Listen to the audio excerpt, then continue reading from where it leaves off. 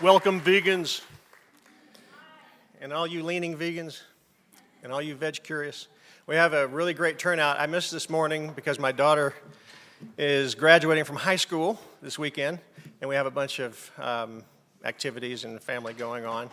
So, but I wanted to come back because I absolutely couldn't miss this panel because of the distinguished guests and because of the subject matter.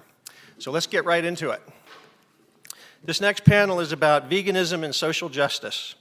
Over the past quarter century, the contemporary vegan movement has made huge gains in awareness for the cause. 25 years ago, most folks in the US didn't even know the term vegan meant.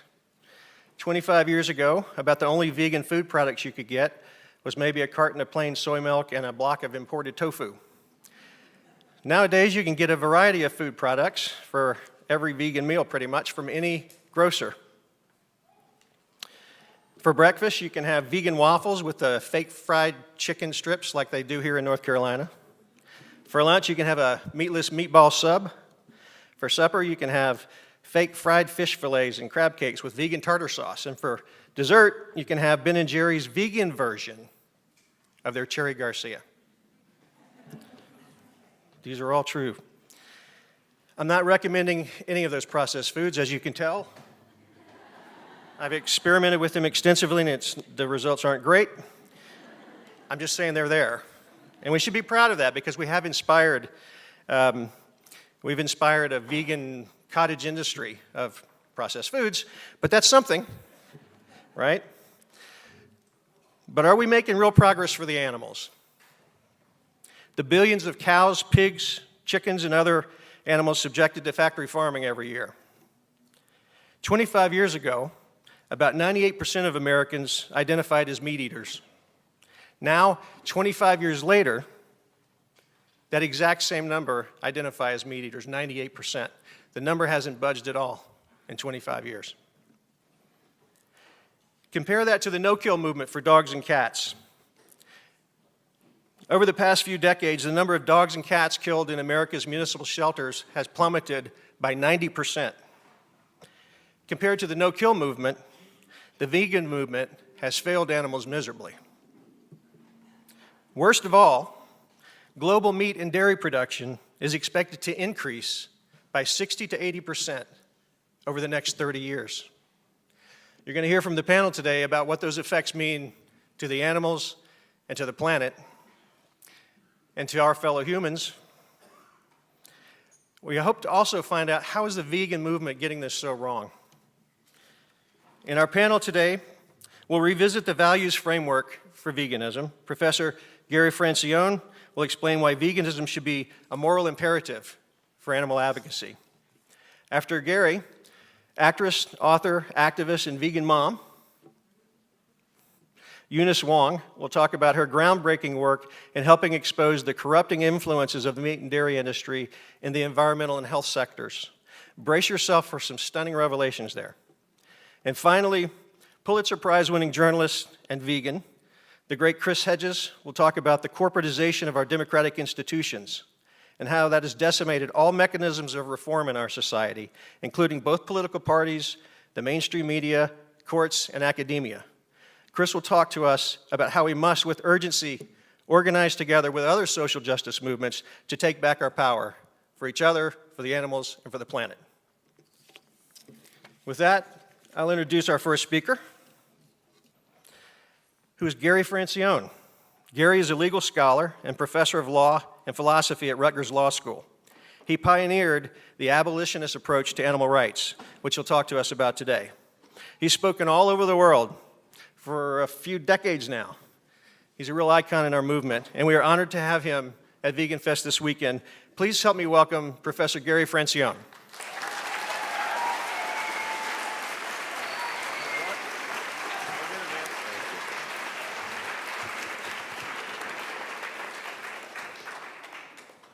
If I don't use the microphone, can you hear me?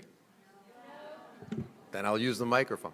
All right, now tell me where the timekeeping guy is. Where's the time? All right, and I have 20 minutes, right? We'll see how that works out. All right. First of all, thank you, Paul. Thank you for inviting me. I'm happy to be here, and I'm happy to be on this panel with Eunice and Chris, two spectacular people. Let me say a couple of things about animal rights and social justice. I've been doing this now for 35 years. And the number of times I have heard people say, I care about animals, I don't care about humans, has been stunning. The disconnect between human rights and animal rights is wrong. We have to reject that. We have to reject it clearly and think about it as a matter of simple logic. We reject speciesism because it's wrong. It's like racism, sexism, heterosexism, classism, and all these other irrelevant ways of excluding people from the moral community. Well, if we say that speciesism is wrong because it's like those things, we have taken a position on those things. Now, I understand how this happens. I've been kicking around for a long time. The animal groups, the movement is comprised mostly of charities, of corporate charities. They want to keep their donor pools as big as possible. They don't want to be controversial, so they don't want to take a position on women's rights or gay rights or the rights of minorities or the rights of Palestinians or the rights. They don't want to take positions on those issues. We have a position on those issues, and that is we must object to injustice wherever and whenever we see it. As animal people, we have an obligation to do that. Now, it doesn't mean that you have to stop doing your animal work and start doing, working in other social movements. But what it does mean is you've got to support those other social movements. And those other people who are doing work in the other social movements, they don't have to stop and become animal advocates. But they've got to eat, they've got to buy clothes, and we should be encouraging them to eat vegan, to not wear animal clothing, and to otherwise respect the rights of non-humans as we respect the rights of humans. But this idea that we have separated human rights from animal rights has been a real problem. It has been a real problem. And, and we've got to, if we expect to make progress, we have to be clear that we are the modern peace movement, that we embrace everyone, we embrace the fundamental rights of everyone. The difference is our peace movement includes non-humans. But we can't ever, ever, ever lose sight of the fact that fighting for non-human rights commits us to fighting for human rights as well. And it is very disturbing to me when I see, for example, my old friends at PETA with their relentlessly sexist, misogynistic campaigns. We are never going to get, as long as we're treating women like meat, we're going to continue to treat animals like meat. We've got to move away from all that stuff. We've got to get rid of it. We've got to move away from it. We've got to reject it. And we've got to accept that animal rights only make sense once we embrace broadly a concept of human rights. Now, the question that Paul said, why hasn't veganism done as well as we'd like it to do? And there's a simple answer for that. It's the Russians. They're responsible. No. And I think we have failed to make veganism a social movement. Again, the movement is comprised of corporate charities. They want to keep the donor pools as broad as possible, so they stay away from the controversial progressive issues, but they also stay away from the idea that veganism is a moral imperative, it's a moral baseline, because they don't want to alienate the people who aren't vegans. So, to the extent that any of these groups talk about veganism at all, they talk about it as a way of reducing suffering. They don't talk about it as a moral imperative, as something we have a moral obligation to do. They talk about it, they say, well, you can be a vegan, or you can eat cage-free eggs, or you can eat crate-free pork, or you can be a reducitarian, or you could be, you could do a meatless Monday sort of thing. All of these things are wonderful, and the answer is no, they're not. Okay? A lot of them are speciesist, and we ought to reject them, and we ought to be clear. If animals matter morally, it's really quite simple. If animals matter morally, veganism is the only rational response. You are either a vegan or you are an active participant in animal exploitation. There is no third choice. Okay? So I want to talk a little bit about, I'm going to be talking at length tomorrow about the abolitionist approach.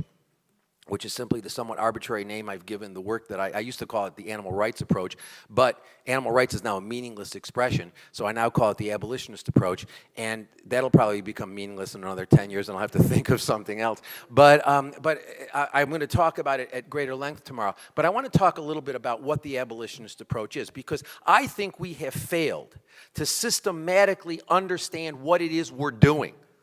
You know, this isn't about, I mean, yes, it is about health in the sense that we have a moral obligation to not harm ourselves, and we ought to be concerned about health issues, yes. But this is an important social justice issue, and we haven't really thought very critically about it.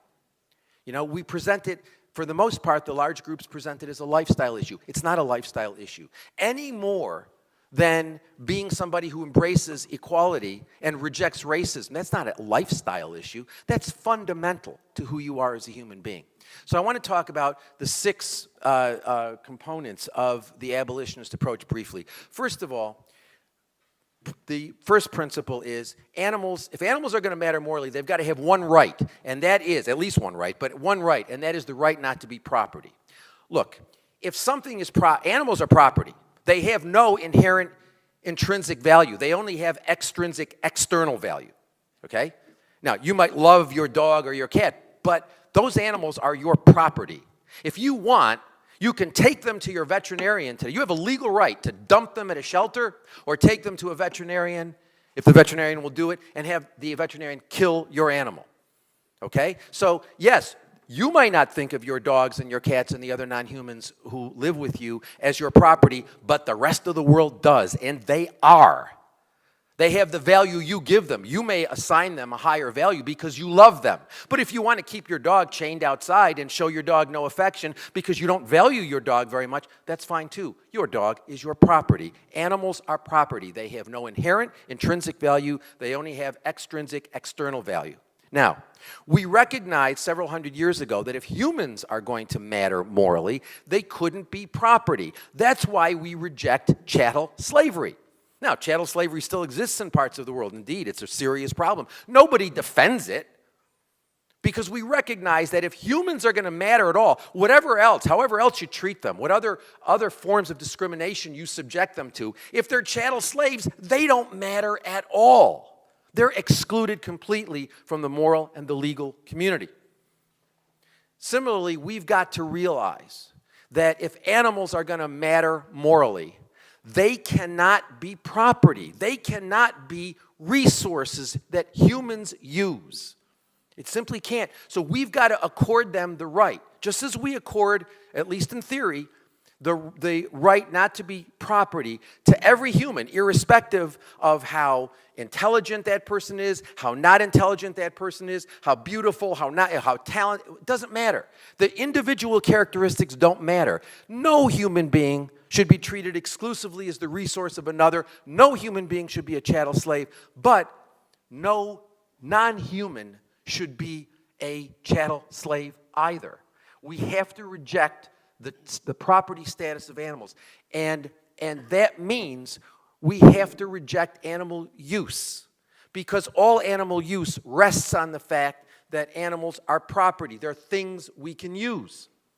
Okay? If we accord them this right, and we can't do it as a legal matter in the first instance. You can't do it. It's got to be a social thing. This has got to come from us. We have to shift the paradigm. We've got to have a revolution of the heart. We have to shift the paradigm away from property towards non-human personhood. And only then can the law be useful. The law is useless in terms of affecting important social change. Law follows social change. Law does not lead social change. Okay? So you can't look to the legal system. We have to look to ourselves. We have to change. We have to change the way people think about animals and get them to see that if animals matter, then they can't be property. But if they can't be property, then we've just pulled the rug out from under the... We just deprived ourselves of the justification of using them in the ways that we use them. So that's point number one. Again, I'm going to talk more about this stuff tomorrow, but point number one, animals have to have the right not to be property. Point number two, if animals have the right not to be property, and if we ought not to be using them, we ought not to be promoting welfare reform. We ought not to be promoting single-issue campaigns. I mean, if it's wrong to use animals, then promoting the supposedly more humane treatment of animals doesn't make any sense. This is where the movement is stuck. We don't have a vegan movement. We don't have a movement. There is no group in this country, not one single one, that promotes veganism as a moral imperative, a moral baseline, something we are morally obligated to do. They present it as a choice, as something that we can choose along with cage-free eggs and crate-free pork and all this happy nonsense. Okay? So what we need to do is to understand that the real problem here, the real problem here is we have we don't have a rights movement. Nobody talks about animal rights anymore for all intents and purposes. We talk about treatment, we don't talk about use. We talk about how to make treatment better, okay? We don't talk about whether use can be justified at all. I maintain it can't, okay? Now, and I'm going to talk more about this tomorrow, but the welfare movement is deeply problematic.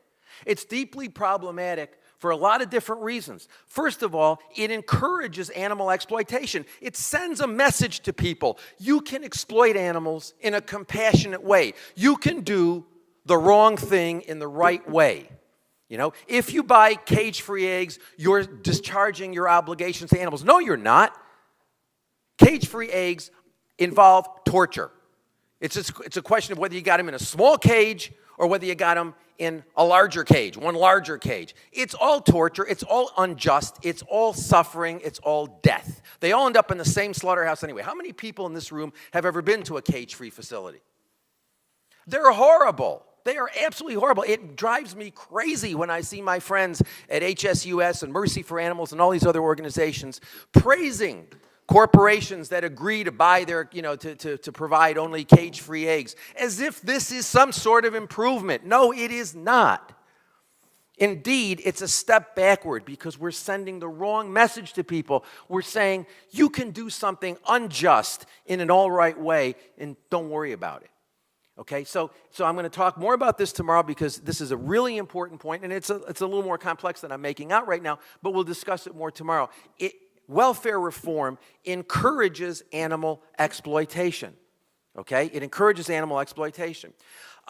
Single-issue campaigns. You know, when we see all this stuff about the Asians eating dogs, well, I have news for you. You know, if you've ever been to an American slaughterhouse, I want you to tell me that that Asian people are somehow qualitatively different.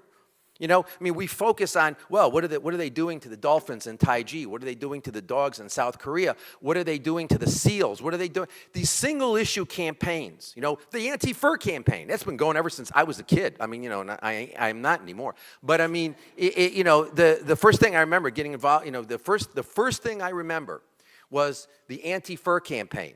The anti-fur campaign, fur industry is stronger now than it was back then, and there's no difference between fur and leather and wool. All these single-issue campaigns encourage people to believe that there are better and worse ways to exploit animals, and as long as they're participating in the supposedly better forms, eat your steak, just give us money so that we can get, so we can oppose those barbaric people in Asia who are eating dogs.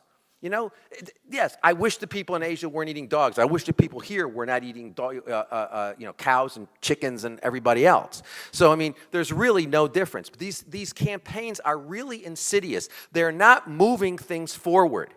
They're moving things backward because they're sending out a message.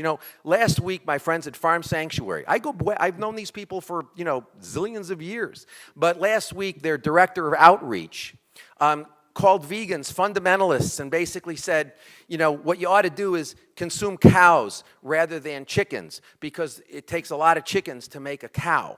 And so therefore, if we eat cows, we'll be killing fewer animals. I mean, look, less suffering is better than more suffering. That's clear. Nobody disagrees with that. But we ought not to be promoting the idea that less suffering is somehow a good thing. Okay? Yes, it's better. If I'm going to kill you, it's better that I not torture you. 5 minutes? Holy God. Somebody take him out for a drink. So now I lost my train of thought. In any event, okay. So it's very important to understand that yes, less suffering is better than more suffering. But we ought not to be encouraging the idea. If I'm going to kill you, I shouldn't torture you. But we shouldn't be saying, oh, okay, I should go ahead and kill you anyway, as long as I don't torture you. That's what the movement's doing. It's sending confused messages. We've got to be clear. Principle number 3, veganism is the moral baseline. This is a matter of fundamental justice. If animals matter morally, we can't eat them, wear them, or use them. End of story. And there's no distinction between meat and other animal products. Animals used for dairy and eggs, kept alive longer, treated every bit as badly, they all end up in the same slaughterhouse. Frankly, it's drawing the line between meat and other animal products is an incoherent thing to do. We've got to be clear. Veganism is a moral baseline. It's not a lifestyle matter. It's a matter of fundamental justice. Fourth principle is that we are talking only about sentience as a characteristic. This idea that dolphins matter more because they're monogamous and other yeah, that's interesting. Animal behavior is fascinating. Who cares whether they're monogamous? Who cares whether elephants grieve over members of their group that die? I don't care. They're sentient. They're subjectively aware. They feel pain and suffering. That's the only characteristic they have to matter morally. If they have that characteristic, then I believe we cannot morally justify not according them the right not to be treated as not to be treated as property, and therefore we cannot use them. I don't care. There's no difference to me between a fish and a great ape. Yes, there are differences, obviously, and those differences may matter in certain respects, but we shouldn't be using the fish or the non-human great ape as resources for humans. It doesn't really matter whether the fish is not as we don't think that the fish is as complicated or as cognitively sophisticated. That's just humanocentric nonsense, okay? Sentience is the only characteristic that matters. Next principle, the principle I talked about before, is the relationship between human rights and animal rights. We've got to stop otherizing. We otherize non-humans because we otherize each other. Because we draw lines, and and white males are on one side and the rest of the world's on another, and we've got to stop that. We've got to reject sexism. We've got to reject racism. We've got to reject classism. We've got to reject all forms of discrimination which result in excluding people irrationally from the scope of moral concern. The final principle is the principle of nonviolence. Look, the problem is, if violence were ever going to solve this problem, if violence ever solved problems, we'd be living in the Garden of Eden right now, because the history of humankind is a history of violence, mindless violence. It hasn't brought us peace, that's for sure. It's brought us more conflict, it's brought us more violence. Violence begets violence. So we've got to move away from this idea that violence is a good thing or violence is going to solve this problem. It's not going to solve this problem. Several years ago I was in Canada, and someone said to me, well, if a vivisector is using 60 dogs a year, why isn't it, in horrible experiments, why isn't it okay to use violence against the vivisector? And I asked that person, are you a vegan? Yes. Is your mother a vegan? No. And I said, well, then why not? Is it okay to use violence against your mother? I mean, what does she eat? She eats chicken. I said, does she eat chicken more than twice a week? Yes. Well, she's killing a lot more than 60 animals a year. Is it okay to use violence against your mother? And the person just got upset with me, and as animal people often do, and they just, she got upset with me and walked away. But I never got an answer. But the bottom line is, we are a movement of peace. It doesn't mean we can't be strong about it. It doesn't mean we have to be pacifist in the sense of not being activists. We've got to be activists. I ask you, please, spend a part of every single day of your life engaging in creative, nonviolent vegan advocacy. If you take the vegans, if you take the lowest number of vegans we've got, the lowest estimate, and each one of us turns one other person on in the next year to veganism, and then that happens again and again and again and again, the world becomes vegan in 20 years, less than 20 years, fewer than 20 years. But that's not going to happen. But it could happen if we don't ever underestimate the importance of education. It's the most important tool we have to change the world. So please, creative, nonviolent vegan advocacy. Let us change the world. Let us bring about that revolution of the heart. And understand something. Veganism is a moral imperative. It's not about lifestyle.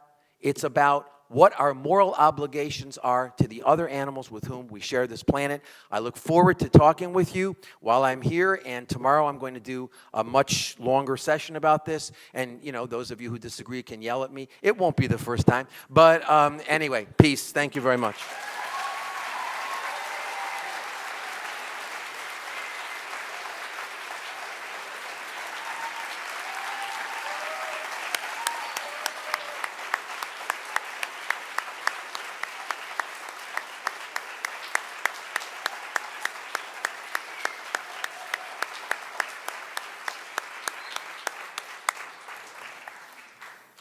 So there. Damn it. Hell, that was awesome. All right, Gary's going to be speaking tomorrow at the Outdoor Festival over in Pack Square at 4 p.m., right, Gary? Is it 4? All right, so let's all take this over there tomorrow at 4 p.m. and keep this going. Yeah, do we have 20 years or 30 years? Where's the environment headed? You know, much less the animals. You know, billions and billions of animals over the next 20 or 30 years. What is all that doing to the environment? How many of y'all saw Cowspiracy? Awesome. You got to see that. How many of you have seen What the Health? All right, look at that, Eunice. All right. Our next speaker, Eunice Wong, was involved in both of those projects. She does a lot of other work too. Eunice is an actress, author, activist, and vegan supermom. I had Vegan Jedi on here somewhere also. She worked with the filmmakers in the groundbreaking documentary Cowspiracy, contributing to the companion book for that film, The Sustainability Secret. She worked with the same team again of filmmakers on the latest documentary, What the Health, that you all have seen. And I hope that you'll come back again tonight at what time? 7. We're going to screen it again tonight. Bring a friend and come back because Eunice is going to be there, and she'll hopefully do a Q&A and do some commentary. And I think you'll probably be blown away by some of the stories that she'll tell about all the research that went into that project and you know, all that was revealed. If you saw the film, it was amazing. She'll also be signing her book. Do we have your books? Did we get your books here? Okay, and we're going to have those at the screening tonight too? So. Awesome. Of What the Health. All right, so I'm going to let you do yourself more justice than I just did. Stay here and use this. Are y'all cool if she stays there on her couch? Do I have to? On her couch, yeah. Tap it. Yeah. Okay, All right. Please help me Hello. welcome Eunice Wong.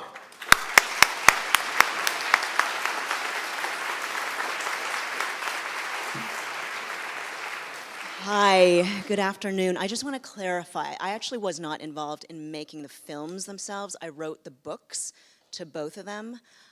So I went into, I'll talk about this later tonight, but I was not actually involved with the films. I just want that to be clear. When my husband and I, my husband sitting right here, went vegan, my first thought was, what about our kids? Because our children were then 3 and 6, and their favorite foods were mac and cheese, fish sticks, sausage pizza, hard-boiled eggs, chicken nuggets, chocolate milk. And when the pediatrician asked my son when he was like 3 what his favorite vegetable was, he said cheese. So I was like, okay.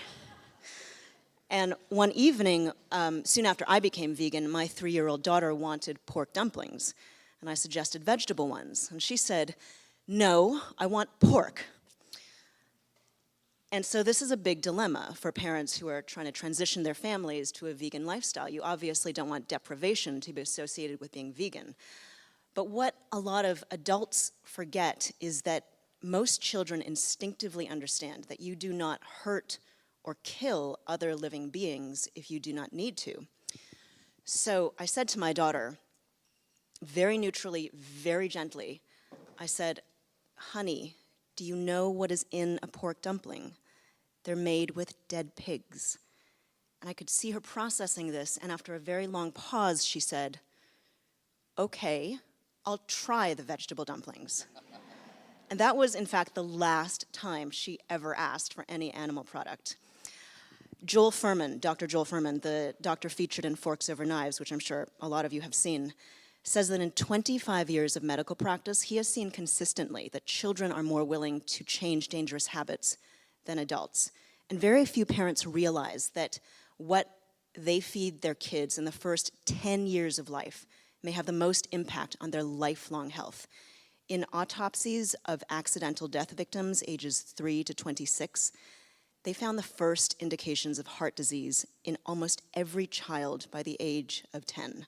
And obviously these were, animal product eating children.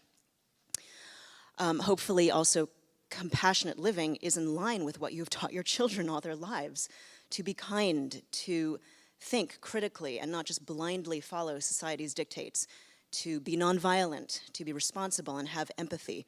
All of these are foundations for social justice.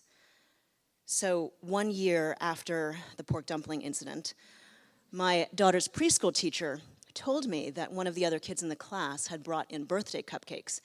And my daughter looked at the cupcakes and she said, "Are they vegan?" They were not, and she would not eat one. She was 4. I almost fell over when her teacher told me.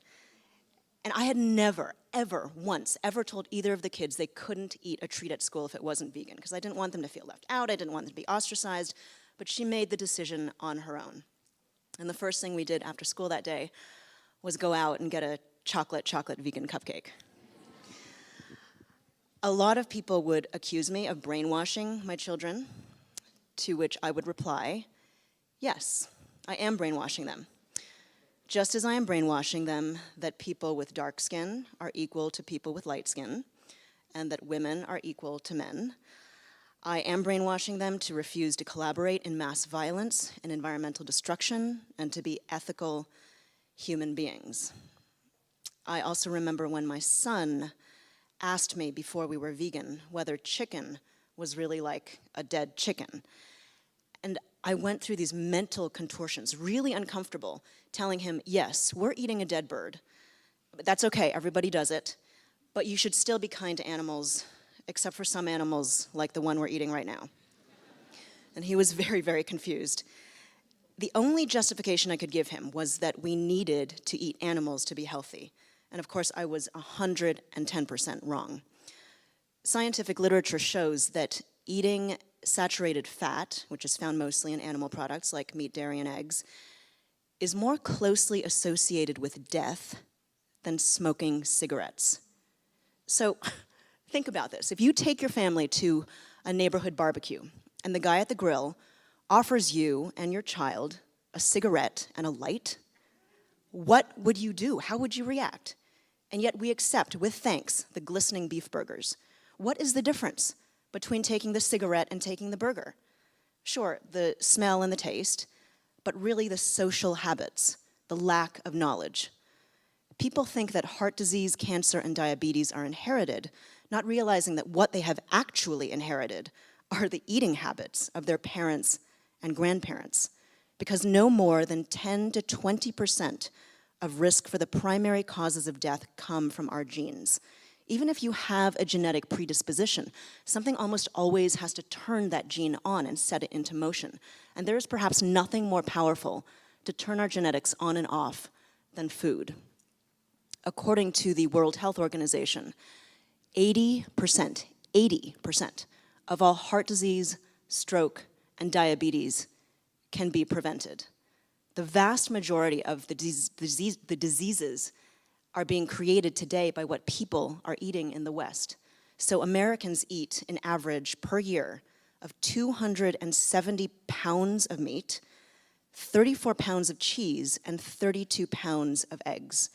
And animal products are packed with carcinogens, cholesterol, saturated fat. They're packed with growth stimulants that can cause you to develop tumors, sex hormones that contribute to hormonally influenced diseases like breast, ovarian, prostate, and testicular cancers. They're filled with bioaccumulated toxins, inflammatory compounds, fecal contamination, 90%, 90, that's 10% away from 100%. 90% of the nation's retail chicken is contaminated with fecal matter. Salmonella, E. coli, the list goes on and on. So all of this puts the USDA in a very peculiar bind. The US Department of Agriculture is tasked with protecting the health of the public and releasing the dietary guidelines for Americans, which basically tells us what to eat to be healthy. Most people know this. What most people don't know is that the USDA also runs what are called check-off, like check-off programs. These are federal advertising schemes for specific food industries like beef, dairy, eggs. You've all seen them. It's like milk, it does a body good, pork, the other white meat, the incredible edible egg. And these federally administered marketing programs also advertise for what they call industry trendsetters, like McDonald's and Domino's Pizza. So Wendy's Bacon Double Cheeseburger, for instance, is a government program.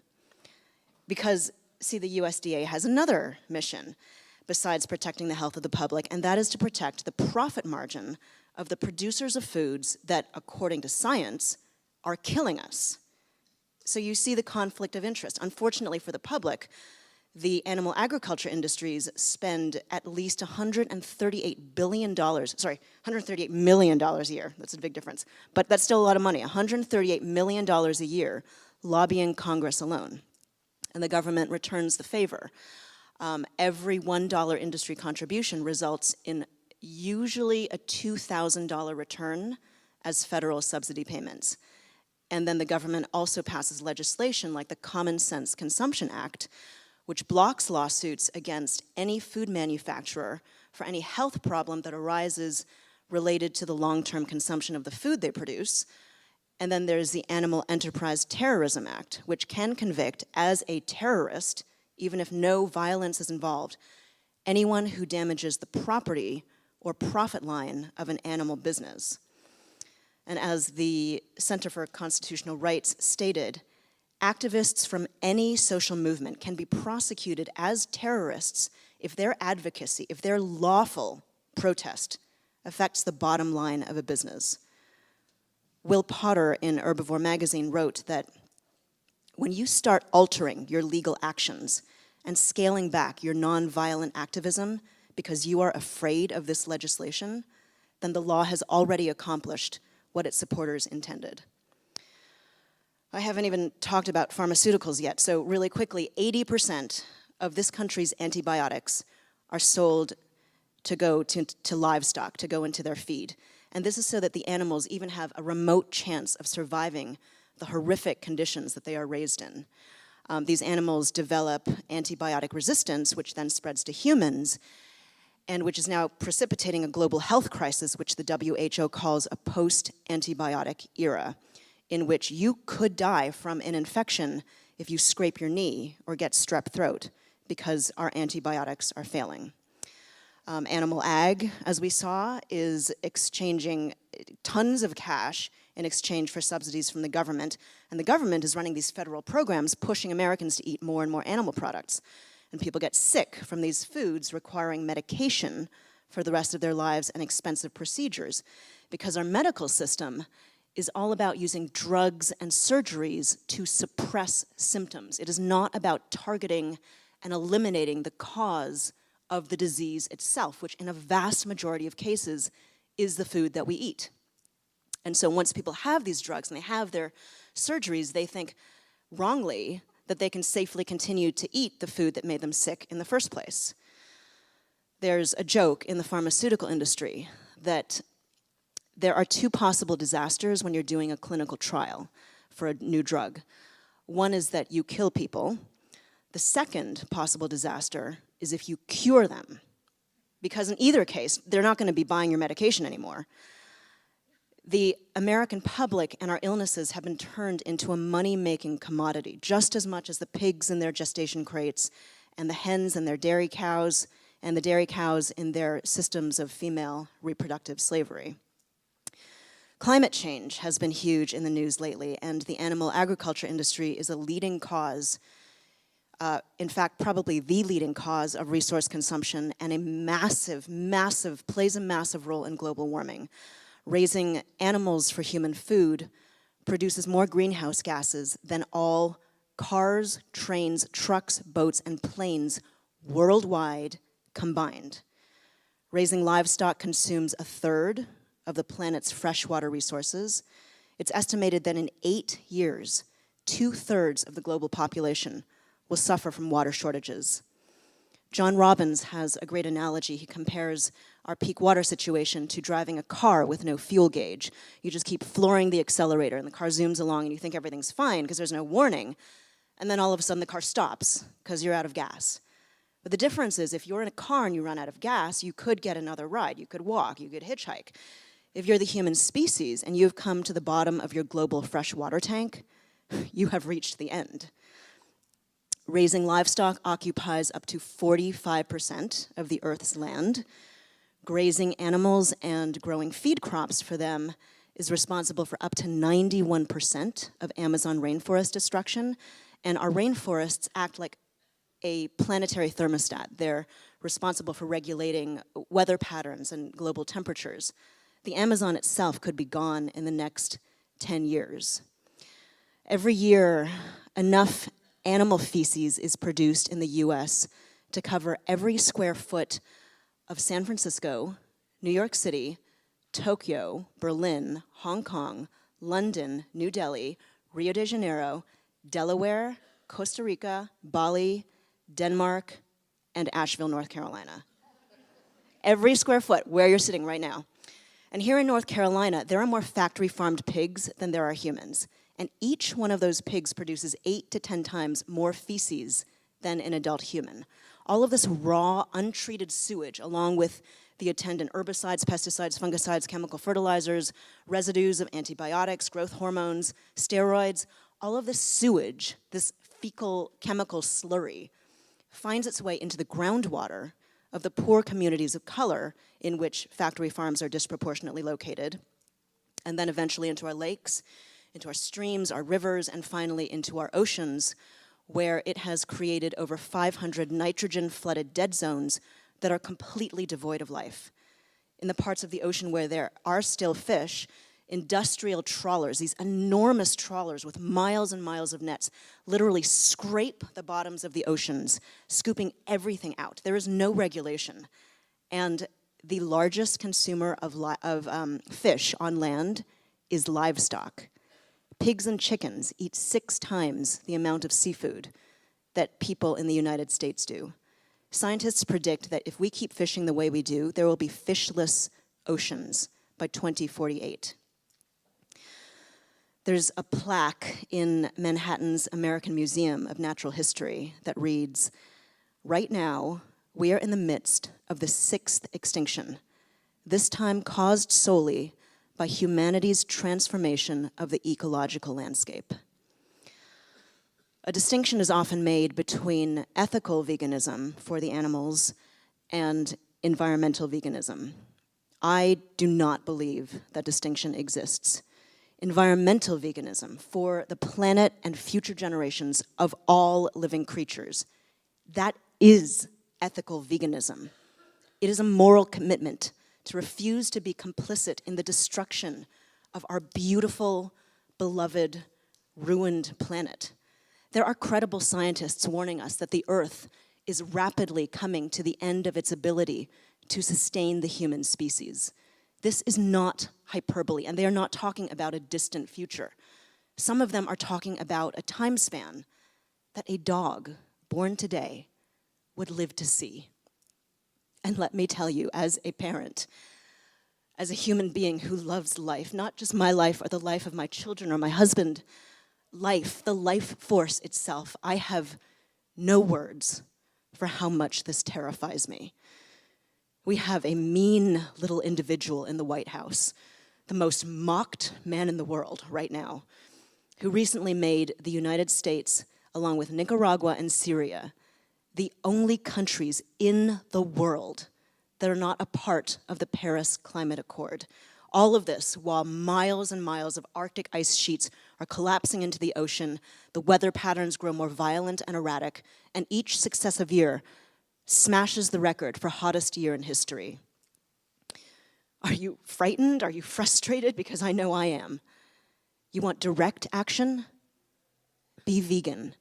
This is the most direct action you can get because you are responsible 365 days a year, 3 times a day, plus snacks, for making that decision. Don't stop calling Capitol Hill or going to protests, but eat vegan while you're doing it, just as Gary said. This is the greatest gift we can give our children. Every day, a person who is vegan will save 1,100 gallons of water, 45 pounds of grain, 30 square feet of forested land, 20 pounds CO2 equivalent, and 1 animal's life every single day. And if you already know what I'm talking about, as many of you do here, then I ask you, just as Gary did, please educate others. Live according to your values and show others that it is possible to do it. This is the foundation of social justice. And this is the only future we are going to have if we are going to have a future at all. I'm going to close with a short excerpt from my book, What the Health. You need to know that there are a couple references to people from earlier chapters. One is Jake Conroy. He was a political prisoner. He was indicted under the Animal Enterprise Terrorism Act for running a legal website that damaged the properties of an animal testing laboratory. Another one is Renee Miller. She's an African-American woman who lives here in North Carolina, in Warsaw. She lives down the road from a factory farm. You also need to know that 40 years ago, George McGovern, who was the senator for South Dakota, introduced 40 years ago the first federal statement on the American diet, saying that the eating patterns of this century represent as critical a public health concern as any now before us. He urged all Americans to decrease consumption of animal products, and of course the animal agriculture industries went insane and basically forced his committee to rewrite the report. The whole story is in the book. As I get older, I see a lot of value in building strong communities around collective liberation. Jake Conroy said to Keegan and I, it's not just about the animals, the environment, or human health. It's going to take all three. When you see how things intersect, that is when real change will start to happen. The power of the individual is giant. I don't think it can be overstated. I thought of George McGovern, struggling to present the truth to a society that wasn't ready to hear it. The animal agriculture industries mercilessly snuffed out, for the moment, his attempt to tell the truth, just as other powerful political forces snuffed out his attempts to bring justice to a war-ravaged nation. McGovern lived until he was 90. He celebrated his 88th birthday by skydiving. I guess he took his own dietary advice. In his 1972 acceptance address for the Democratic presidential nomination, he said, "And this is the time to stand for those things that are close to the American spirit. We are not content with things as they are. We reject the view of those who say, 'America, love it or leave it.' We reply, 'Let us change it so we may love it the more.' And this is the time." McGovern lost the presidency, of course, to Richard Nixon, and the country took a very different path than it might have. But things spiral around. We stand now at another threshold in history. There is a health revolution brewing in this country. A groundswell of awareness is surfacing, and people are feeling the change before they can articulate it. We know there is something terribly broken about the industrial food, medical, and pharmaceutical systems, but most people don't know what it is. It's no wonder because, as we've discovered, there is an intricate political and corporate apparatus in place to keep us from finding out. How soon will this become public knowledge? More and more people are joining the movement. How soon will it be important enough for us to take action? As Renee Miller walked us back up the burning asphalt road from her family's graveyard, past the boxes of putrefying animal corpses, she told us, "I'm taking a risk by talking to you because I feel I can make a difference. If nobody don't stand with you, you stand by yourself. There's a risk that something could happen to me, but I don't think like that." "What do you think like?" I asked her. She smiled her radiant, beautiful smile and turned to me. "I think I'm going to be all right. I'm doing it for my family. It's not all about me. I'm doing it for the whole community because we all are related. Everybody way down this block know Renee, Some of them looks at me funny, but I hold my head up because I believe in this. Where there's a will, there is a way. And I believe that. Maybe I can't figure it out, but somebody can. You might can figure it out. You go tell people. Somebody going to make a difference. We are not content with things as they are. Let us change our lives so we may love them the more. Things spiral around, and this is the time. Thank you.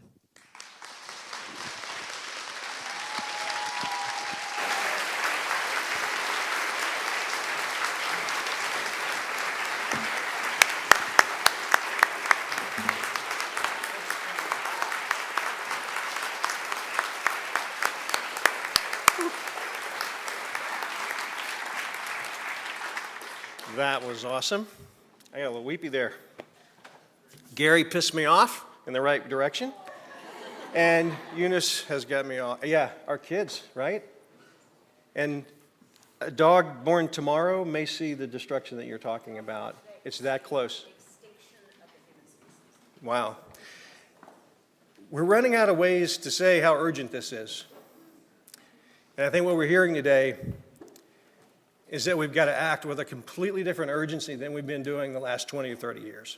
That we've got waffles and fake fried chicken thingies, but we're not making the gains that we must make considering these alarming statistics. We need a revolution.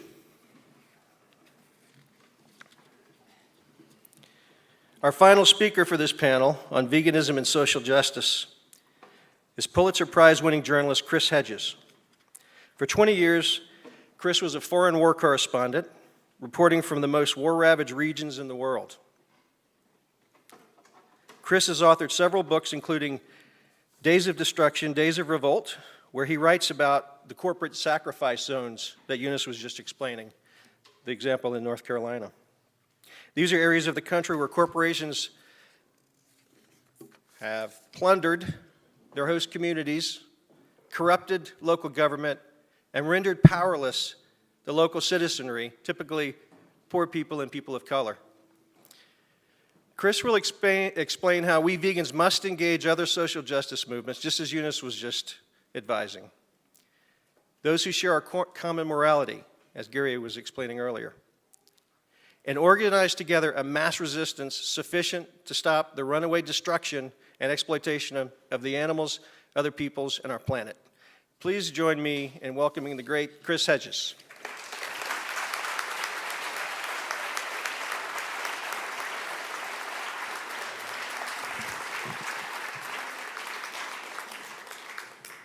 In the summer of 1972, I was 16, and I convinced my parents to let me work on the McGovern campaign. Years later, I had dinner with McGovern in New York. And I told him that I was on a family camping trip at the moment he gave his acceptance speech in Miami in 1972, and I'd crawled into my father's Impala and turned on the radio. The speech was delayed, and finally it came on, and I heard my hero speak. And then the battery went dead, which meant my dad had to get up the next morning and walk about 5 miles to a gas station. And McGovern actually made a comment about losing 49 states. And I said, "No, Senator. You never betrayed that 16-year-old kid." And that's why I'm here today. And I want to talk about the moral imperative of revolt, which will be local. It will begin in cities like this if we are to take back our country from the corporate forces that have carried out a coup d'etat. In the conflicts I covered as a reporter in Latin America, Africa, the Middle East, and the Balkans,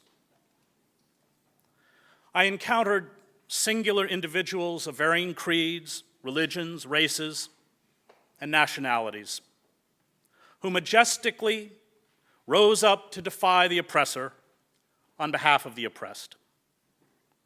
Some of them are dead, some of them are forgotten, most of them are unknown. These individuals, despite their vast cultural differences, had common traits: a profound commitment to the truth, incorruptibility, courage, a distrust of power, a hatred of violence, and a deep empathy that was extended to people, even to people who were different from them, even to those defined by the dominant culture as the enemy. They are the most remarkable men and women I met in my 20 years as a foreign correspondent, and to this day, I set my life by the standards they set. You have heard of some of them, such as Václav Havel, whom I and other foreign reporters met most evenings during the 1989 Velvet Revolution in Czechoslovakia in the Magic Lantern Theater in Prague. Others, no less great, you probably do not know, such as the Jesuit priest Ignacio Ellacuría, who was assassinated in El Salvador in 1989.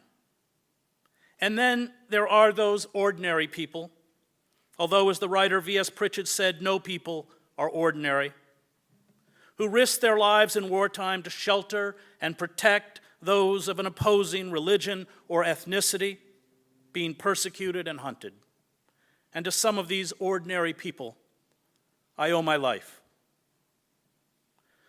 To resist radical evil is to endure a life that by the standards of the wider society is a failure. It is to defy injustice at the cost of your career, your reputation, your financial solvency, and at times, your life. It is to be a lifelong heretic. And perhaps this is the most important. It is to accept that the dominant culture, even the liberal elites, will push you to the margins and attempt to discredit not only what you do, but your character. When I returned to the newsroom at the New York Times, after being booed off a commencement stage in 2003 for denouncing the invasion of Iraq and being publicly reprimanded by the paper for my stance against the war, reporters and editors I had known and worked with for 15 years lowered their heads or turned away when I was nearby. Ruling institutions, the state, the press, the church, the courts, academia, mouth the language of morality, but they serve the structures of power, no matter how venal, which provide them with money, status, and authority. In times of national distress, one has only to look at Nazi Germany. All these institutions, including the Academy, are complicit through their silence or their active collaboration with radical evil. And our own institutions, which have surrendered to corporate power and the utopian ideology of neoliberalism, are no different. The lonely individuals who defy tyrannical power within these institutions, as we saw with the thousands of academics who were fired from their jobs and blacklisted during the McCarthy era, are purged and turned into pariahs. All institutions, including the church, Paul Tillich wrote, are inherently demonic. And a life dedicated to resistance has to accept that a relationship with any institution is often temporary, because sooner or later that institution is going to demand acts of silence or obedience your conscience will not allow you to make. To be a rebel is to reject what it means to succeed in a capitalist consumer culture, especially the idea that we should always come first. The great theologian James Cone, in his book, The Cross and the Lynching Tree, writes that for oppressed blacks, the cross was a paradoxical religious symbol because it inverts the world's value system, with the news that hope comes by way of defeat, that suffering and death do not have the last word, and that the last shall be first and the first last. Cone continues that God could make a way out of no way in Jesus' cross was truly absurd to the intellect, yet profoundly real in the souls of black folk. Enslaved blacks who first heard the gospel message seized on the power of the cross. Christ, crucified, manifested God's loving and liberating presence in the contradictions of black life. That transcendent presence in the lives of black Christians that empowered them to believe that ultimately, in God's eschatological future, they would not be defeated by the troubles of this world, no matter how great and painful their suffering. Believing this paradox, this absurd claim of faith, was only possible in humility and repentance. There was no place for the proud and the mighty, for people who think that God called them to rule over others. The cross was God's critique of power, white power, with powerless love, snatching victory out of defeat. Reinhold Niebuhr labeled this capacity to defy the forces of repression a sublime madness in the soul. Niebuhr wrote that nothing but madness will do battle with malignant power and spiritual wickedness in high places. This sublime madness, as Niebuhr understood, is dangerous, but it is vital. Without it, truth is obscured. And Niebuhr also knew that traditional liberalism was a useless force in moments of extremity. Liberalism, Niebuhr said, lacks the spirit of enthusiasm, not to say fanaticism, which is so necessary to move the world out of its beaten tracks. It is too intellectual and too little emotional to be an efficient force in history. The prophets in the Hebrew Bible had this sublime madness. The words of the Hebrew prophets, as Abraham Heschel wrote, were a scream in the night. While the world is at ease and asleep, the prophet feels the blast from heaven.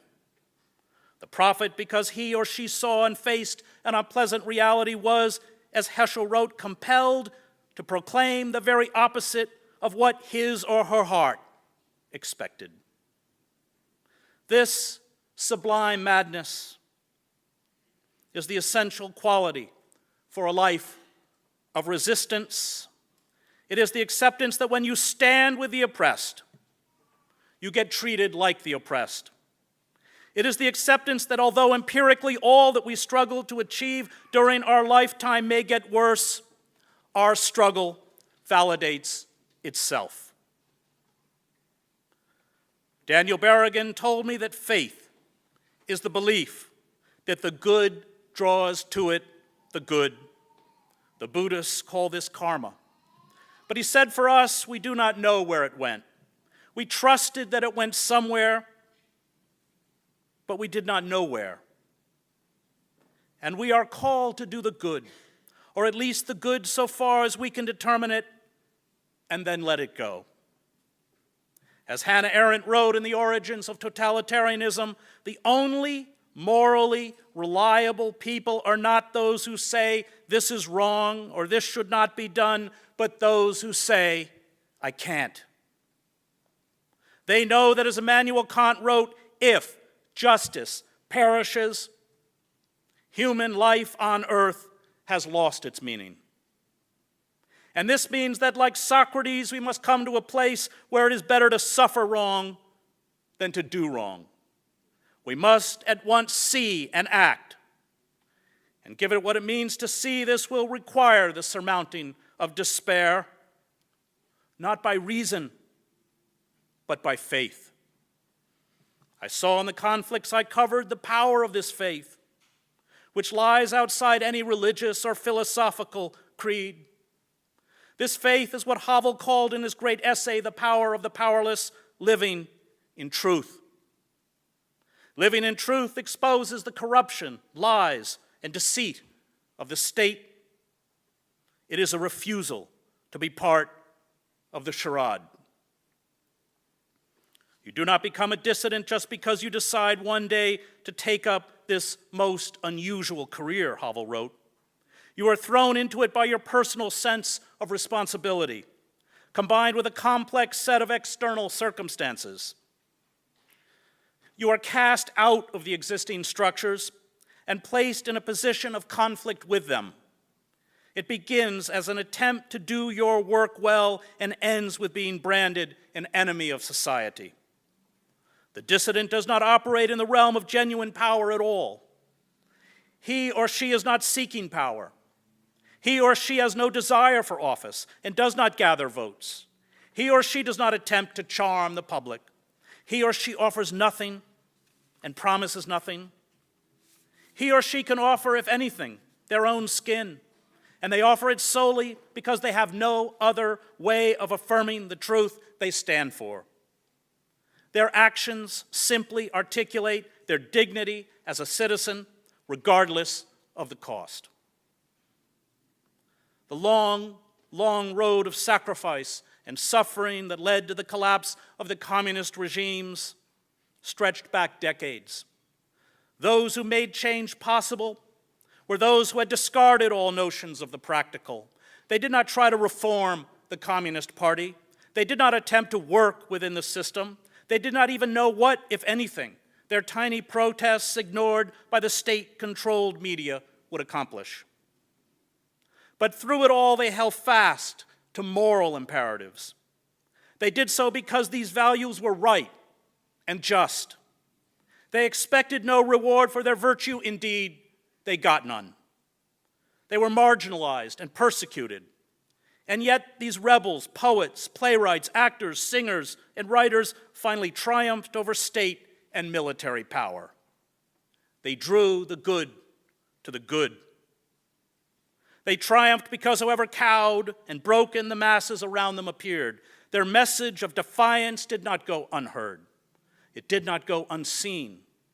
The steady drumbeat of rebellion constantly exposed the dead hand of authority and the corruption of the state. I stood with hundreds of thousands of rebellious Czechoslovakians in 1989 on a cold winter night in Prague's Wenceslas Square as the singer Marta Kubashova approached the balcony of the Melantric building. Kubashova had been banished from the airwaves in 1968 after the Soviet invasion for her anthem of defiance, Prayer for Marta. Her entire catalog, including more than 200 singles, had been confiscated and destroyed by the state. She had disappeared from public view. Her voice that night suddenly flooded the square. Pressing around me were throngs of students, most of whom had not been born when she vanished. They began to sing the words of the anthem. There were tears running down their faces. It was then that I understood the power of rebellion. It was then that I knew that no act of rebellion, however futile it appears in the moment, is wasted. And it was then that I knew that the communist regime was finished. The walls of Prague were covered that chilly winter with posters depicting Jan Palach. Palach, a university student, set himself on fire in Wenceslas Square on January 16, 1969, in the middle of the day, to protest the crushing of the country's democracy movement. He died of his burns 3 days later. The state swiftly attempted to erase his act from national memory. There was no mention of it in the state media. A funeral march by university students was broken up by police. Palach's gravesite, which became a shrine, saw the communist authorities exhume his body, cremate his remains, and ship them to his mother with the provision that his ashes could not be placed in a cemetery. But it did not work. His defiance became a rallying cry. His sacrifice spurred the students in the winter of 1989 to act. Prague's Red Army Square, shortly after I left for Bucharest to cover the uprising in Romania, was renamed Palach Square, and 10,000 people went to the dedication. We, like those who opposed the long night of communism, no longer have any mechanisms within the formal structures of power that will protect or advance our rights. We too have undergone a coup d'etat, carried out not by the stone-faced leaders of a monolithic communist party, but by the corporate state. We may feel in the face of the ruthless corporate destruction of our nation, our culture, and our ecosystem powerless and weak, but we are not. We have a power that terrifies the corporate state. Any act of rebellion, no matter how few people show up or how heavily it is censored, chips away at corporate power. Any act of rebellion keeps alive the embers for larger movements that follow us. It passes on another narrative. It will, as the state consumes itself, attract wider and wider numbers.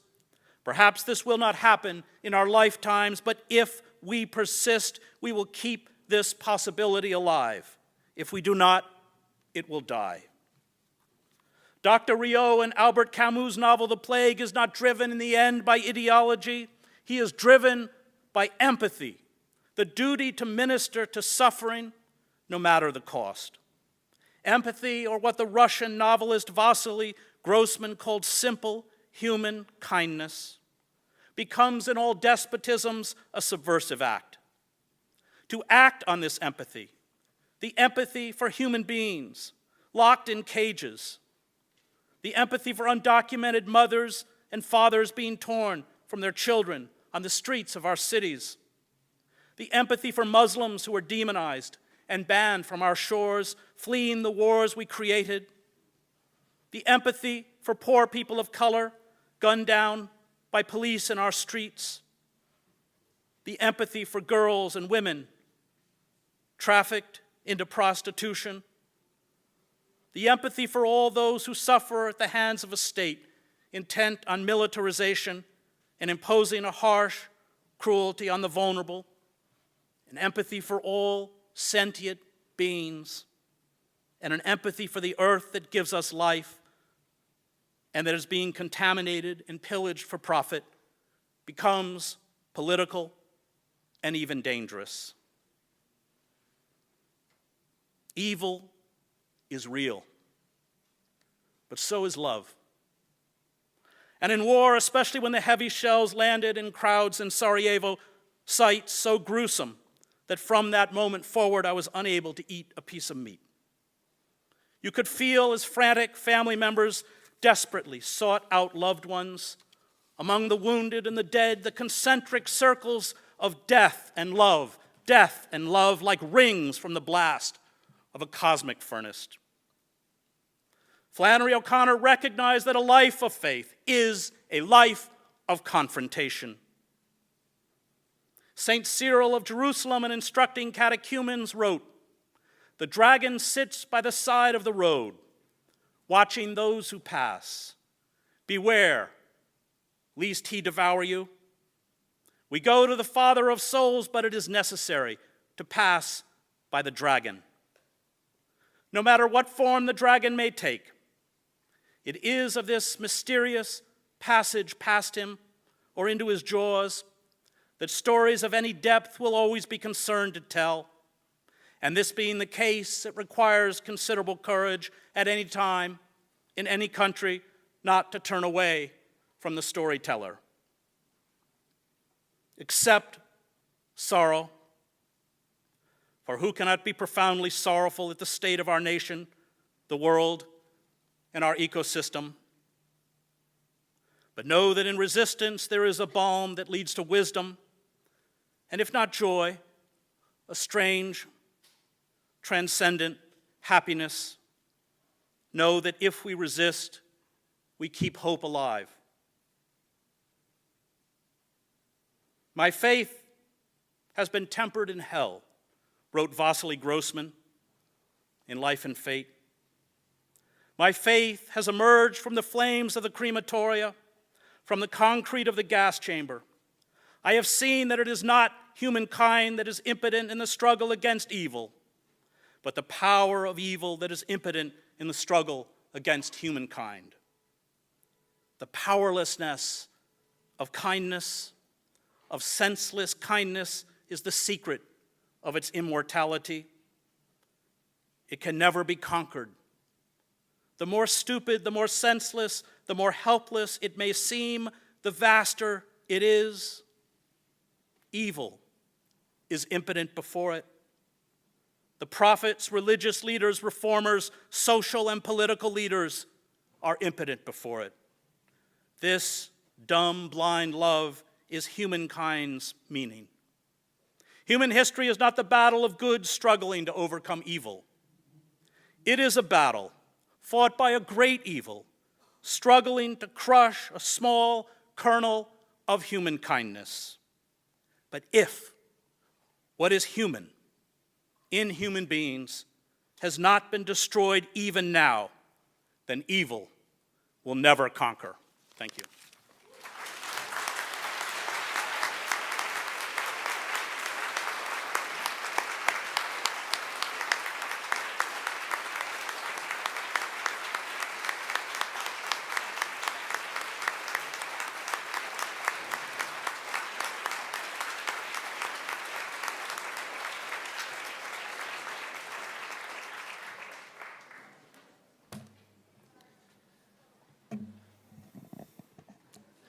That was wonderful, Chris. I'm inspired. Are you heretics and dissidents inspired? Bring it. We need your sublime madness and your dumb, blind love, right? All of it. Who better to pull that off than a bunch of angry, awesome vegans? All right. Thank you, Chris. Eunice and Gary, those were great speeches, very inspiring. We're now going to start a Q&A period, and the microphone's going to come to the middle of the room.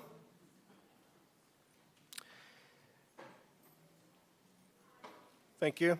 If you have a question, just walk up to the microphone and wait on us to call on you, and we'll ask it. I'd like to get it going. I think we'll go back to Chris and start there. Chris, you talked about the corporate state. You guys can use your microphones. Could you all do a quick mic check? Just tap it. Chris, Eunice, you're on probably, and Gary. Okay. Chris, you talked about the corporate state and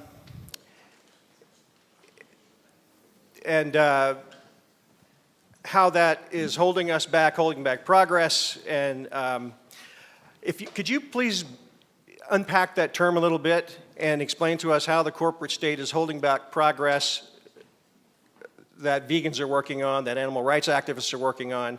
Eunice pointed to a few things, including ag-gag laws and so forth. You're going a bit further, saying we can't use the old reforms of democracy to make progress and fight back those things anymore. Something else is needed. You're calling for revolution against the corporate state. Help us understand how to get there, sir. Well, you can look just in the vegan movement itself, the extent to which the animal agriculture industry has bought off all of the major environmental and health nonprofits in the country, from the American Heart Association to the Sierra Club to anything else.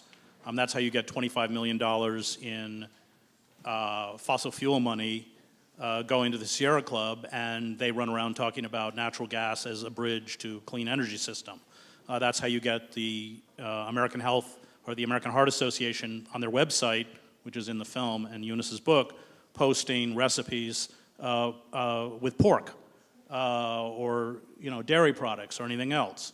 This corporate coup d'etat, which was unleashed in the early 1970s in reaction to the empowerment of all sorts of peoples, feminists, environmentalists, African Americans, and finally giving them a voice in our society. And I think Howard Zinn has done a very good job in The People's History of the United States of explaining how we were never set up as a democracy. Read the Federalist Papers. The framers of the Constitution were terrified of democracy, and if you want to know what the kinds of people they were, you can walk up the staircase of this mausoleum to white supremacy, including up at the top of one of the stairs, Major A.H. Baird in his Confederate uniform. That's where we came from, and it has been a long battle and a lot of lives. We had the bloodiest labor wars in U.S. history in order to open up that space.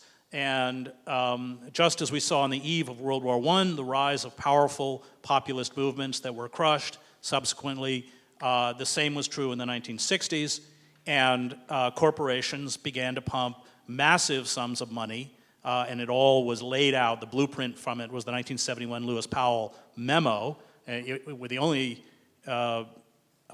two people that are named in the memo are Herbert Marcuse for apparently taking over our universities, and Ralph Nader. And that's what happened. So we've been sold this false ideology, utopian ideology of neoliberalism, that societies should kneel before the dictates of the marketplace, that somehow this is rational, and we've seen the consequences of it. But all of our institutions, including the Democratic Party, have become beholden to corporate power. The tragedy of the last election is that we had a candidate, Bernie Sanders, who would have demolished Trump in the general election, but the Democratic Party elites... Bernie would have won. The Democratic Party elites, if we took away all of the Clintons' dark money, corporate money, she wouldn't have stood a chance, and these figures like Schumer and Pelosi would have all disappeared. But they fixed the system, whether it was by denying the right of independent voters to vote in primaries, and most of Bernie's young supporters were independent voters, stealing the Nevada caucus, at this point, we don't have any time left, as Eunice said, because of the rapid disintegration of the ecosystem. We have to begin to build mass movements that frighten those in power. That is how power works. It's a game of fear. There is a passage in Henry Kissinger's memoirs, do not buy the book, where Kissinger and Nixon are standing in the White House. There's a huge, tens of thousands of people in an anti-war demonstration surrounding the White House. Nixon has put empty city buses end to end as a kind of protection to circle the White House, and he's looking out the window going, Henry, they're going to break through the barricades and get us, and that's where we want people in power to be. That's not going to happen until, and I've lived in France. What was the check on Sarkozy, who was in many ways as much a cretin as Trump? It was the fact that the farmers would drive their tractors into the center of Paris and shut down all the streets. My son did graduate work, my older son, in Paris, and I said, why don't you go ask these French students what they would do if they had to go into debt for $30,000 or $40,000 a year to go to college. Well, you know just what they do, that they shut the damn country down. And that's precisely, we have to regain that kind of militancy. The failure on the left is that it forgot that it's not our job to take power. It is our job to hold power in check. Power is always the problem. Who was the last liberal president in the United States? Richard Nixon. Not because he was a liberal or had a heart, but because he was frightened of movements. That's how we got the EPA, it's how we got OSHA, all this legislation written by Nader, by the way. It's how, he even proposed universal health care. We have to reassert and regain our power. And that's not going to come by putting blind faith into institutions like the Democratic Party that have surrendered to corporate interests. Thank you, Chris. Are you ready for a question? I just didn't want to be in anybody's way. Okay, are we following the same topic? The big topic. Bring it, sister. Okay. And we'll come back All to right. Chris. Thank you, Chris. Thank you for being here. In my political activism and in my vegan activism, I am often told, don't let the perfect be the enemy of the good. And I would like to know from each of you how you would reply to that if somebody said it to you. Gary, I know you want to take this one. If what you mean by that is you are told to not advocate veganism as a moral imperative and rather to talk about journeys and about incrementalism and baby steps and blah, blah, blah, I think that's speciesist nonsense. We would never do that where fundamental human rights are concerned. I mean, racism is a pervasive problem. It's a serious problem still in 2017. And if someone suggested, well, let's have racist joke-free Monday, most of us would think that that is just silly. And I think that, all of these sorts of things, these sorts of don't be insistent. I think we have to really be clear. We ought to be clear that if animals matter, then veganism is the only coherent response. We have an obligation to do it, and we have an obligation to do it now. If somebody hears that message and cares and says, but I'm not going to go vegan right away, well, that's their decision. They can take whatever baby step they want to take. They can take whatever incremental step they want to take. We have to always be clear. And what I think is a serious problem in the movement is we've got a movement that basically tells people to go ahead and promote happy exploitation or reduced exploitation or whatever as a morally good thing. I think that's nonsense. We would never do that in the human context. And Chris was talking about how corporations have bought off the environmental movement and the health movement. They've also bought off the animal movement. In 2005, something incredible happened. Peter Singer, the father of the so-called animal rights movement, together with PETA and Farm Sanctuary and Compassion Over Killing and Mercy for Animals and Viva and all these other groups, signed a letter, a public letter, expressing appreciation and support to John Mackey and Whole Foods for their pioneering, I think was the adjective that was used, system of happy exploitation. And what's happened with the movement in this country is they've been bought out too. And they are not willing to promote veganism as a moral baseline because they're just getting too much support from the exploitation industries. And they're getting too much support from people. Look, if you care about animals, but you want to continue eating that stuff, what do you want? You want one of these experts, one of these large organizations to say, you know what? That's okay. As long as you care, as long as you eat a little bit less, as long as you buy a little bit happier, you're a good person. You're doing the right thing. And you know what you do? You say, yeah, that's right. And you write them a check. And that's why it's all gone to hell. And that's why we've got to resurrect it. And as Chris says, this is not something that's going to happen as a result of some organization. This is something we've got to do as individuals. And we can do it. Right on. Thanks, Gary. I just want to throw, go ahead, I'll do it after. Hey, good afternoon, Gary, Eunice, Chris. Devil advocates here. I actually have two questions. I'm going to pose one to Gary. I'm going to pose one to Chris. Gary, I really agree that we need to shift animals out of the property zone if we really want to have a large-scale impact. However, what you're asking goes at the heart of our democracy. Property ownership has been proven or a foundation of driving our democracy and the freedom that we have, not just our freedom of speech, not just our freedom of religion, not just our freedom of press, but the pure fact that I own something, that I can claim something. And it has also been at the heart of wealth. It's a proven fact that our black community still lives in poverty because they were incapable of purchasing property in the 40s, 50s, and 60s, where the veterans that came out of World War II were offered the VA loans, and they were provided with the ability to buy into our community. The black veterans weren't provided that, and the disparity between our, I'm sorry if I'm Is your boring you question guys. about property? Yeah, 1 second, please. The disparity between our wealth is directly related to our property. So my question to you, Gary, is can we separate the ownership of animals from our overriding right to property ownership? And that's my question to you.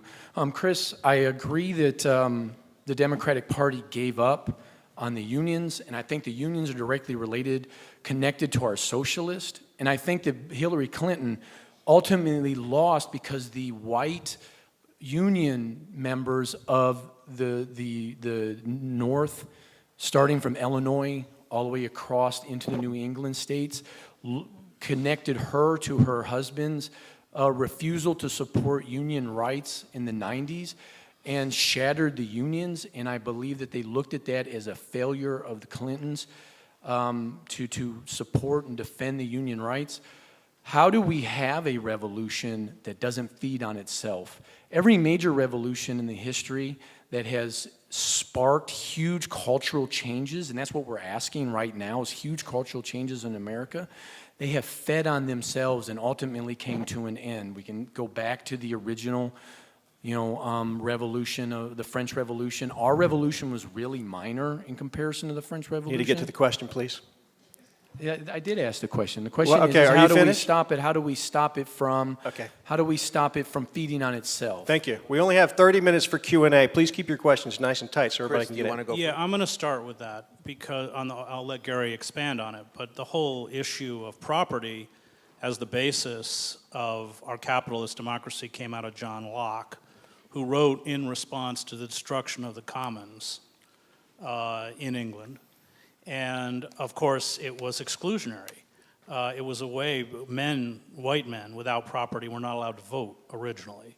It was a way for our white slaveholding aristocratic male class to ensure that they had an iron grip and would retain an iron grip on power.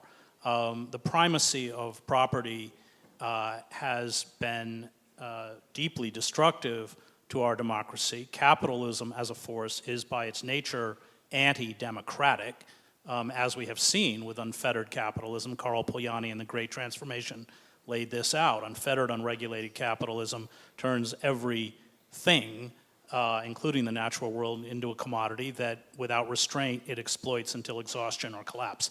And these finally become forces of death. That's why Karl Marx called capitalism a revolutionary force. As far as revolution, I have covered all sorts of uprisings, not only the revolutions in Eastern Europe, 5 years in the war in El Salvador, the 2 Palestinian uprisings, and then assorted civil wars around the globe from Algeria to Yemen to the Sudan to Punjab. And revolutions are fundamentally non-violent. And Crane Brinton lays this out in The Anatomy of a Revolution, or the other great theorist on revolutions, Jeffrey Davies. Because no revolution succeeds, both of these writers have pointed out, scholars have pointed out, until significant sections of the institutions that buttress the ruling elites defect or refuse to defend them. And that was true in the Russian Revolution. Yes, you had anarchist violence, including the assassination of Alexander II, etc., Stolypin and others. But what is it that finally created the revolution? Let's not forget that the revolution took place in February and the Bolsheviks carried out a putsch, an armed putsch in October, which was a counter-revolution and imposed state capitalism. That's a longer discussion. But the revolution was triggered by bread riots in Petrograd.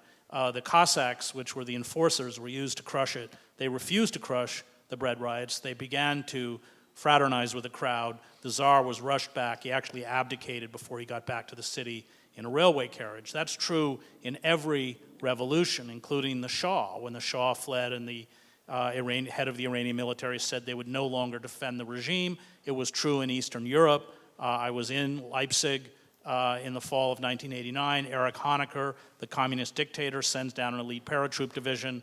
They're pulling 70,000 people into the streets of Leipzig. He orders the paratroop division to fire on the crowd. They refuse to do so. He's out within another week of power. So revolutions, unlike colonial occupation, I was in Sarajevo. I am, by disposition, a pacifist. Violence is always tragic, yet I certainly understood why a Sarajevan would pick up a weapon. There were trenches literally defending the city, because they knew that if the Serb forces broke through those trench systems, a third of the city would be massacred. The rest would be driven into displacement and refugee camps, which is what happened in Vukovar, the Drina Valley. We had historical precedents for that. War is a Force That Gives Us Meaning is a long book about the contamination of violence, even a supposedly just cause. But I think that the revolution, I am deeply wedded to nonviolence in American society, not only because I believe it's moral and because violence of any kind frightens and terrifies me, because I've seen it, I know what it does, but also because I believe it's the only way we can win. And I have battled the black bloc anarchists over this issue because this has to be, and I include property destruction in this. Once we can start doing what they did in Eastern Europe, when you pull 500,000 people into Alexanderplatz in East Berlin or Wenceslas Square in Prague, and those regimes are finished. And I think we need that kind of sustained and those acts of civil disobedience to bring this system down. So I would say that yes, revolutions went wrong in France. But why? Because they believed that they could cleanse the society through violence, and created the Committee of Virtue and Public Safety and everything else in order to carry that out in the same way the Bolsheviks used violence in order to consolidate their own control. So revolutions can often do go wrong, but revolutions themselves succeed when they do succeed because they, in essence, appeal to the conscience of significant segments within the ruling structure. Thank you, Chris. After Gary gives his response, I want to go back to Eunice and talk to you about the actual practical first steps. We're calling this revolution, and we're talking about a lot of great history, as Chris was just explaining. There are successful ones and those that have failed. But we would like to talk about some practical next steps about expanding our scope of influence. If we're going to do, as Chris said, and create mass civil disobedience, we're going to need a lot more numbers than we have among vegans, especially vegans that'll go out in the streets and march and organize and take a week off from work and surround the corridors of power. Chris, you will be out there with a bullhorn if we do that, right, with your bullhorn? You'll be there. So where are the right first steps? How do we go to the environmental movement or protectors of health and start seeking some common ground with some of those folks? We'll come back to that as soon as we finish up with Gary. Go ahead, Gary.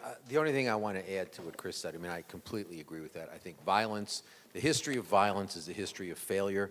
Violence doesn't work, never has worked, never will work. Let me say something about, and Marx took the position that private property was itself a form of violence. And I think that, this idea that the success of the democracy, if you want to call it that, is related to property is, I think, problematic. But let me just say this. We can always take something out and say, this is no longer a commodity. We did that, to some degree, when we abolished chattel slavery. We said human beings can't be things that are bought and sold. We could do the same thing with non-human animals. Remember one thing, and then I do want to hear what Eunice has to say about the question Paul posed. Because animals are property, protecting their interests costs money. And as a result, the only time we spend that money is when we get a benefit, which is why animal welfare standards do very little more than to increase the production efficiency of animal exploitation. If you look, for example, at the 1958 Humane Slaughter Act in the United States, you see that the reason it was passed, the reason why industry went along with it, was because if you have a 2,000-pound animal hanging upside down by her back leg, her pelvis breaks, she moves around a lot, she incurs carcass damage, and she injures workers. For the most part, animal welfare reforms simply make the system of animal exploitation more economically efficient. So the property status of animals means animal welfare will never work. It can never work because of the structural problem, the property status of animals. We've had animal welfare for more than 200 years. We are exploiting more animals now in more horrific ways than at any point in human history, and we've got a supposed animal movement that's there saying, baby steps, it's not going to happen overnight. Let's partner with Whole Foods. Let's praise McDonald's for getting its meat from slaughterhouses that were designed by Temple Grandin, the person who designed slaughterhouses, who was given an award by PETA as being a visionary. So we need a movement. I mean, part of the problem is you say, well, how do we as a movement do something? And the answer is, let's talk first about starting the movement. Let me just throw in, because I didn't answer it. You raised the issue of the poverty of African Americans who not only built this country but created its wealth, both in the North and the South, were never remunerated, and their descendants were never remunerated for their labor, which is why, as a country, we have to begin to deal seriously with reparations. Nice. Okay, we're going to get to your Absolutely. questions as soon as we hear from Eunice. So Eunice, they're talking about property status. We've been hearing about this issue. It's core to our cause, and we're stuck on it. And partly why we're stuck, as Chris was explaining, is that property status of animals is now protected, and you were explaining, by the corporate state to protect the property of major meat and dairy organizations. How do we take on that massive, how do you say it, Chris? Hegemony? Hegemony? That's right, Hegemony. Well, I think, as Gary said, the law doesn't lead. The law actually follows, so that what is created in public awareness, in grassroots movements, I think that's where it has to start. It's all about education, because you can't go to these institutions, you can't go to Greenpeace or PETA and expect them to do anything about it, because they are being sponsored by these enormous industries. You can't necessarily follow what the American Heart Association is going to tell you, because the National Dairy Council and the National Livestock and Cattle Association is giving them millions of dollars. So again, it's direct action. I mean, it seems very small and, potentially irrelevant, but I think the most important thing is to talk to people non-confrontationally, and start to build that sort of awareness. I mean, the statistics that I mentioned in my speech, a lot of you know as vegans, but if you look at the greater public, they're completely oblivious of these facts. And we need to start getting that out there. And when people start to realize that, hopefully that is when we can start getting more of these numbers that you talked about, Paul. Okay. Yeah, I just don't see it happening institutionally, because that's completely bought off by Yeah, these it's big in the industries. streets. And when we finish these last two questions, because that's all we have time for, I would like you to wrap it up, Eunice, please, and talk about how we get the moms involved. Okay? All right, go ahead. Thank y'all all for coming down. I had a road to Damascus thing about the animals. Like, I was at a red light, I was by a chicken truck, which is one very nearby my house, and I passed them all the time. But at this red light, I just made a connection. I changed my life just like right from my heart, without even trying for me. It just kind of happened to me. And I think that's not everyone's story. If y'all don't mind each speaking briefly about how you couldn't ignore the animals anymore. Thanks. Nice. Thank you. Great question.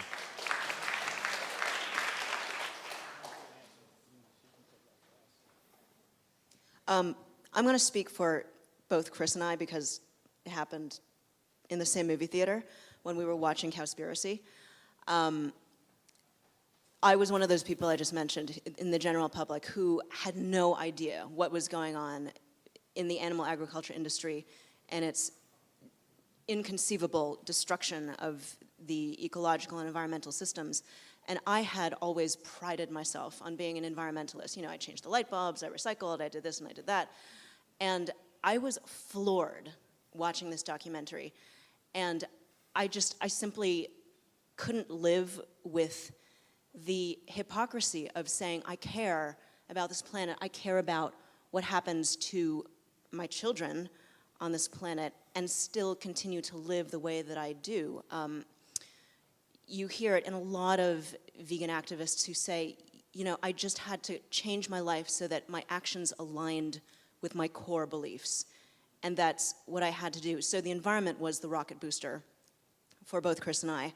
And after learning about the environment, I went on to research about the horrific is like way too tame a word, but the conditions that these animals live under and that they're treated and exploited. As a mother, I breastfed both my children for 2.5 years and loved it. It was like the most intense bonding experience I've ever had. And then to find out about what happens to dairy cows, I couldn't even really deal with the reality of having your baby taken away from you and then your milk stolen. And then, of course, the health issue that I've most recently been researching about. So that was how it started for Chris and I. I also want to go back very quickly to one more issue on Paul's question. I think a big handicap to the vegan movement is that it's perceived as a white, elitist, rich movement. Nice. And that is something that we really need to address, because there's a fantastic quote in here from Dr. Milton Mills, who's an African-American internist, and he talks about soul food as plantation food. Because what happened was when the slave traders stole the African people from West Africa, which is where most of them came from, they were living mainly on a plant-based diet. And they took them over the ocean, put them in these plantations, and fed them the garbage of the plantations, which is how they ended up eating the pig intestines that became chitlins. They ate the oxtails and the neck bones. They just ate the stuff that the white slave owners didn't want to eat. And this became a tradition in the African American community. And it gradually became what is now known as soul food, which is also known as heart attack on a plate. But if you look at how the West Africans ate before they were kidnapped and enslaved, they ate a plant-based diet. And you look at South America, before the colonialists arrived, they ate beans and squash and corn. The colonialists arrived and they brought their livestock with them. And that's why an enormous percentage of African Americans, Latino Americans, Asians, Native Americans are lactose intolerant. They're not actually lactose intolerant. That's the normal state of being. You're not a cow. What's a mutation is lactase persistence, which is what Northern Europeans developed as a mutation to live off of milk fat in these Northern European winters. I'm kind of getting off topic here, but that's a big issue, that I think awareness of veganism as a general social justice movement needs to be communicated to communities of color, activists of color. And, it's like, this is not a white thing. This is affecting your community. And this is important for you guys to also, get on board here and start working together. Thank you, Eunice. Gary? I Sorry.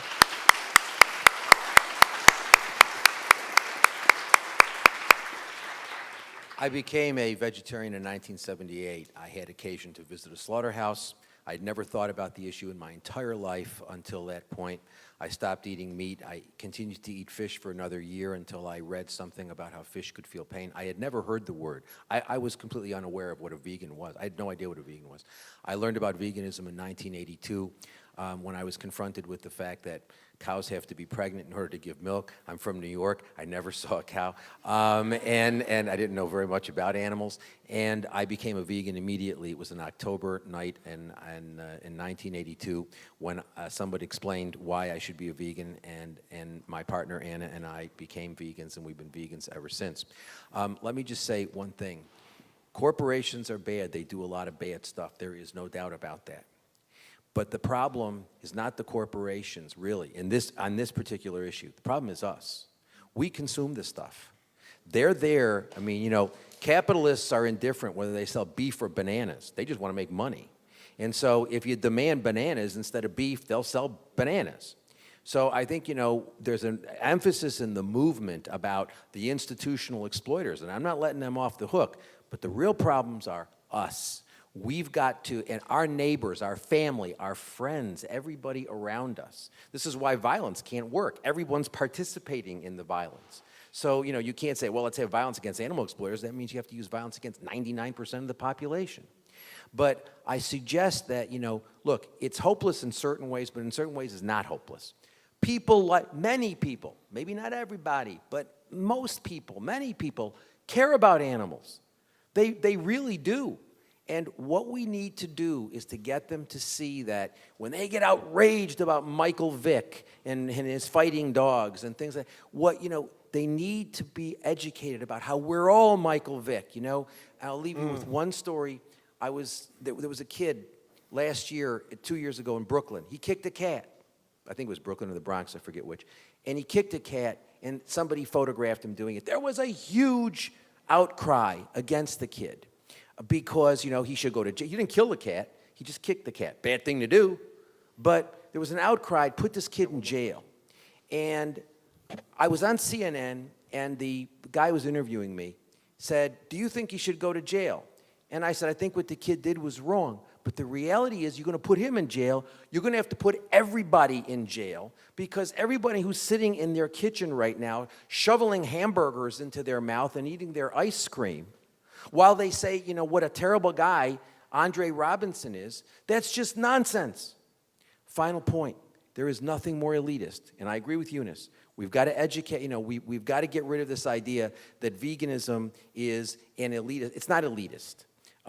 What's elite? There is nothing more elitist than the idea that your palate pleasure or fashion sense justifies inflicting suffering and death on another sentient being who values her life as much as you value yours. There is nothing more elitist than that.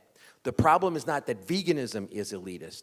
The problem is that animal exploitation is inherently elitist, and we have to be clear about that. Nice. Thank you, Gary. Okay. All right, we have the last question, and we've got about 2 minutes left, so please go ahead. Okay, well, actually, I came up here to speak a truth because my conscience dictates that I must. And that is that we are here as activists in protection of animals, and we are here as activists in protection of the environment. And this also applies to protection of us, another kind of animal. But yet I see water and beverages being served in plastic bottles. Start with us. The BPA in that plastic causes breast and testicular cancer. And then you go to the animals. This stuff ends up in landfills where it leaches that stuff into the water. Then fish have to drink it. Right. When they end up in oceans, they break down into tinier and tinier particles, and those little particles end up in fish or in seabirds, or the bigger particles, seabirds eat them, and I've seen pictures of islands in the Pacific with a bird where the bird has decayed away, and you can see this mass of plastic. It's horrible. Can you get your question in about 20 seconds or less, okay? Because we're out of time. This is not a question. I'm Well, saying you should. If we're here Okay. for the justice towards animals, then we need to give up plastic too. Right on. We agree. Thank you. Thank you for that point. All right. Thank you. So we're out of time, and I wanted to ask you, Eunice, how I'm also a parent. I watched my wife go through all the work that she did to have our two daughters. I would do best I could to support her. Felt really helpless, right, Chris? You know, like this. But yeah, the power of the bond between a mother and the child it's a force of nature. It was stunning. I fell in love with my wife all over again, you know, when that happened, and saw her as a completely different being. And it changes us parents too. Why aren't more women as mothers getting involved? There's so much exploitation against the females in animal agriculture. Why isn't it a woman's issue somehow? That is an excellent question. Gary and I were just talking about this in the green room before. I think, again, it comes down to lack of knowledge, because a lot of women and men think that cows just give milk. It's a function of being a cow. And that connection isn't made between us human females, the fact that we have to have a baby in order to have the hormonal reproductive changes in order to lactate. We just think that cows have milk, or that hens, you know, they just lay eggs because whatever, we need to take their eggs. And so again, I think it's education. I think the most accessible way to talk to mothers about their children is through health, which to me is the least interesting part of being vegan. Because so much of it is self-interest. It's like, I want to lose weight, so I'm going to cut out the dairy. It's like, well, okay. But there's all kinds of other really excellent reasons to cut out dairy. But if you start with health, because you have that protective, fierce protective bond between parents and their children, parents don't want to be giving their kids things that will give them cancer, you know, in 30 years, or hypertension, or whatever else, diabetes, type 1 diabetes, for God's sake. Like, the milk protein has been identified as possibly the most, the biggest factor in whether a child develops type 1 diabetes. And so, again, it's like, talk to parents, talk to mothers, and don't be judgmental about it, even if you are inside secretly. But, you know, just tell them, like, what's in the food.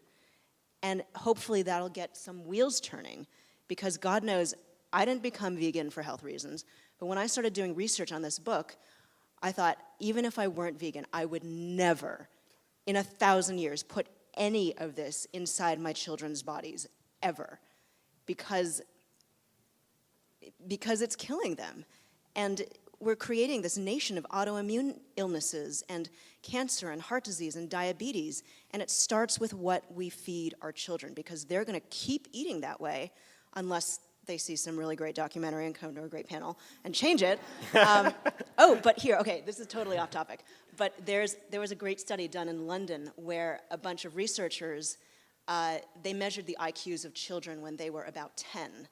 And then 30 years later, they checked, or maybe it was 20 years later. 20 years later, they checked back in with the kids to see which of those kids had become vegans or vegetarians. And the kids with the highest IQs ended up becoming vegans and vegetarians for the most part.